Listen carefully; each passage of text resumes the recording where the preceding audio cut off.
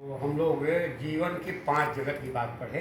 5 kingdom of life. तो जीवन के 5 जगत में हमने पहले बताया मोनेरा, दूसरा प्रोटिस्टा, तीसरा फंगस फंजाई कवक जिसको कहते हैं, चौथा वनस्पति जगत जिसको प्लांटी कहते हैं, और जंतु जगत जिसको एनिमेलिया कहते हैं। दो दो तीन तीन पॉइंट विशेषता के बारे में हम लोग जानेंगे। थोड़ा सा हम लोग यहाँ जानेंगे वनस्पति जगत की विशेषताएँ। प्लांटी वनस्पति जगत की विशेषताएं वाली बात हम लोग जाने। वनस्पति जगत की विशेषताएं उनका उसका वनस्पति जगत की का माने वनस्पति जगत की विशेषता ही ठीक है, विशेषता ही हम लोग पढ़ेंगे। वनस्पति जगत की विशेषताएं, वनस्पतियों का जगत बहुत बड़ा जगत है। ये बहुकोषीय होते हैं, इसमें क्लोरोफिल पाया जाता है, इसमें कोशिका भित्ति होती है। अब वनस्पति जगत का वर्गीकरण हम लोग पढ़ेंगे। वनस्पति जगत का वर्गीकरण, यहाँ वनस्पति जगत के एक छोटा सा चार्ट के रूप में हम लोग जानेंगे। वनस्पति जगत का वर्गीकरण, classification of Plantae, classification of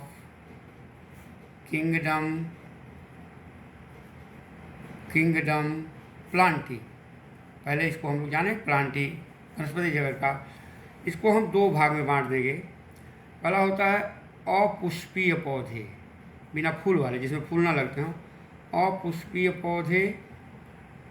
और दूसरा को बांट देंगे पुष्पीय पौधे, फूल वाले पौधे जिसमें फूल लगता हो उसको पुष्पीय पौधा कहेंगे।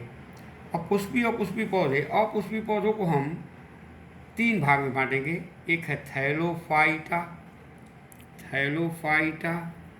दूसरा है ब्रायोफाइटा,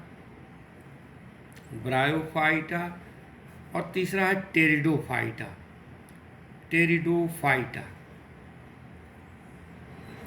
अब इसकी इंग्लिश थोड़ा सा लिख लेंगे। थैलोफाइटा, ब्रायोफाइटा और टेरिडो में पी से स्टार्ट करते हैं, टेरिडोफाइटा। पुष्पीय पौधों को हम 2 भाग में बांटेंगे। अनावृत बीजी जिसको कहते हैं जिम्नोस्पर्म, और दूसरा होता है आवृत बीजी एंजियोस्पर्म या इंजियोस्पर्म।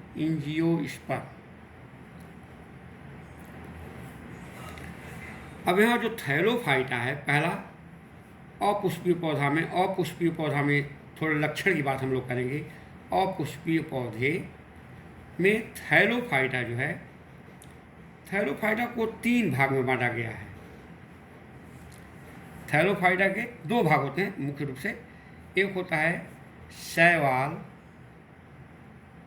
और दूसरा होता है कवक।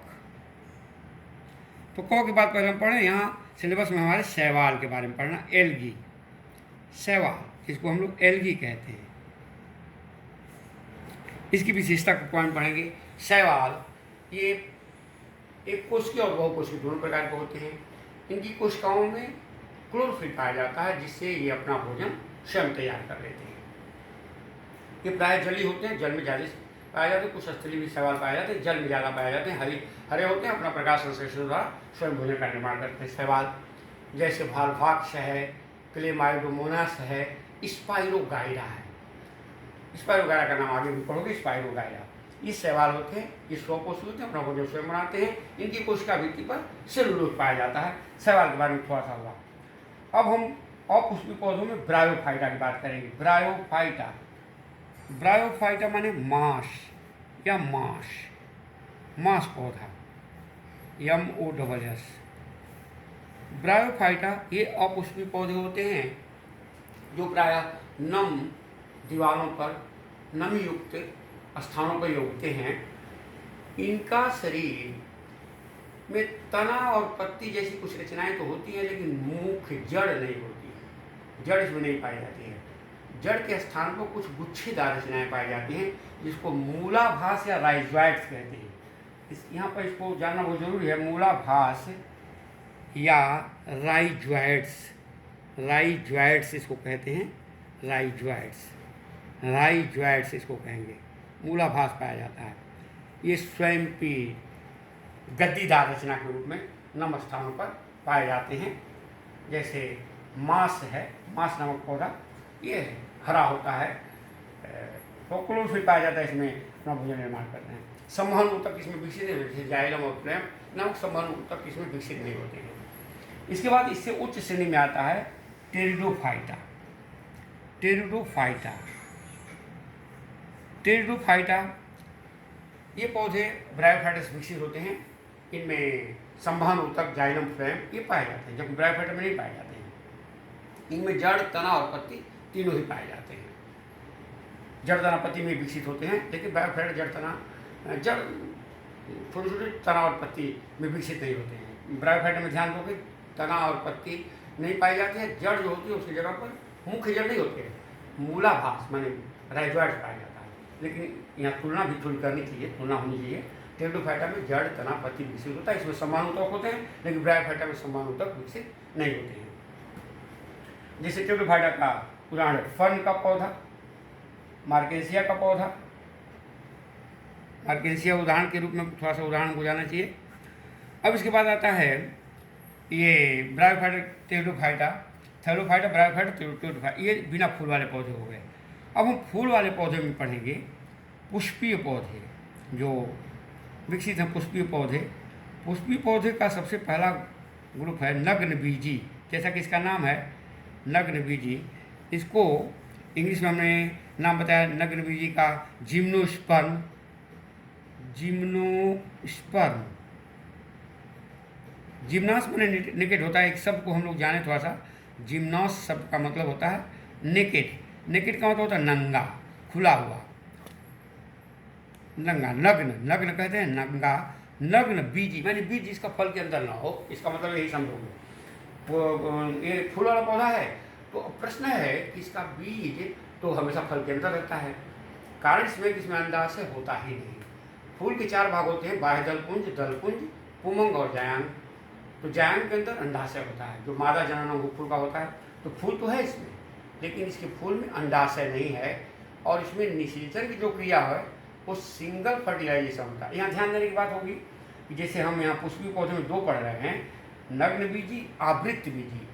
तो आवृत्त बीजी में डबल फर्टिलाइजेशन, दोहरा निषेचन होता है, तो उसमें फल के अंदर बीज रहता है। लेकिन नग्न बीजी में सिंगल निषेचन होता है, तो इसका बीज जो है नंगा होता है, क्योंकि इसमें अंडाशय नहीं होता है। कारण है कि निषेचन की क्रिया के पश्चात अंडाशय के परिवर्तित रूप को फल और बीजांड के परिवर्तित रूप को बीज कहते हैं। तो अंडाशय के भीतर ही बीजांड होता है। फूल वाले पौधों में, विकसित फूल वाले पौधों में जितने एंजियोस्पर्म होंगे माने आवृत बीजी, तो बाहर से अंडाशय होगा और उसके अंदर बीजांड होगा। तो जब निषेचन की क्रिया होगी तो उसमें इसमें जब नग्न बीजी में निषेचन होता है तो जो परागकण होता है सीधे बीजांड द्वार यानी माइक्रोपाइल पर जाके पड़ता है, और वहाँ पर चूँकि फल अंडाशय होता ही नहीं, इसलिए जब अंडाशय नहीं होता फल तो बनने का प्रश्न ही नहीं खड़ा होता है।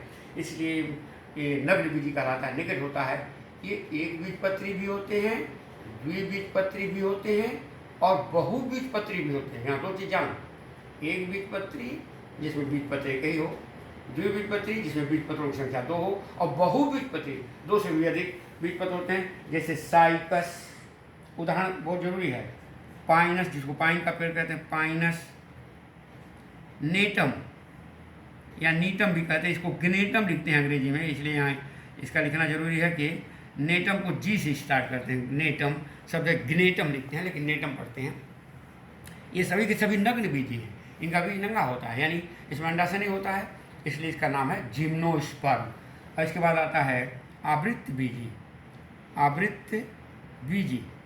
अब यहाँ आवृत्त बीजी जो यहाँ है, हमने एंजियोस्पर्म बताया है, इसको 2 भाग में थोड़ा सा जानेंगे, एक बीजपत्री और द्विबीजपत्री। यहाँ जानना बहुत ज़रूरी है, क्योंकि सिलेबस के अनुसार बहुत जरूरी है। एक बीजपत्री और द्विबीजपत्री भी होते हैं इसमें, लेकिन वहाँ एक बीजपत्री द्विबीजपत्री हम नहीं कह रहे हैं। हालांकि इसमें भी नग्न बीजी में भी एक बीजपत्र भी होता है, 2 बीजपत्र भी होता है, बहुबीजपत्र भी होता है।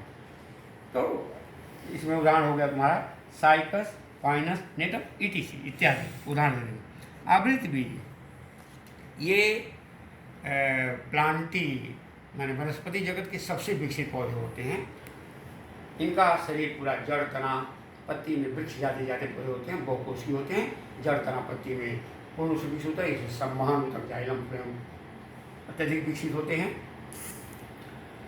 इनमें इनका बीज जो होता है फल के अंदर होता है, क्योंकि इसमें अंडाशय पाया जाता है। फूल में अंडाशय होता है, जब निषेचन क्रिया होती है तो अंडाशय से फल और बीजाणु से बीज बनता है। तो अंडाशय बाहर रहता है, उसके अंदर बीजाणु रहता है, इसलिए अंडाशय निषेचन फल में बदल जाता है और बीजाणु बीज में बदलता है। तो भीतर बीज रहता है, इसलिए बाहर से बीज इसका फल से घिरा रहता है, इसलिए आवृत माने घिरा हुआ बीज होता है। ये काफ़ी विकसित पौधे होते हैं, जैसे आम है, जामुन है, कटहल है, नीम, वो जितने विकसित पौधे देख रहे हैं सब आवृत्ति बीजी होते हैं। फूल वाले पौधे में ये दो प्रकार के होते हैं, एक बीजपत्री, द्विबीजपत्री। दो भाग में इसको जानना है। एक बीजपत्री जिसमें बीजपत्री की संख्या एक ही होती है, जैसे गेहूँ है, धान है, मक्का, ज्वार, बाजरा, ये सब एक बीजपत्री है। नारियल भी एक बीजपत्री है। द्विबीजपत्री जिसमें बीजपत्री की संख्या दो होती है, जैसे चना, मटर, मूंग, मसूर इत्यादि। इस प्रकार वनस्पति जगत प्लांट किंगडम की संक्षिप्त व्याख्या हो गई। और कुछ भी इस तरह से हम लोग एक संक्षिप्त रूप में व्याख्या करेंगे। इसके बाद हम लोग अध्ययन करेंगे जंतु जगत।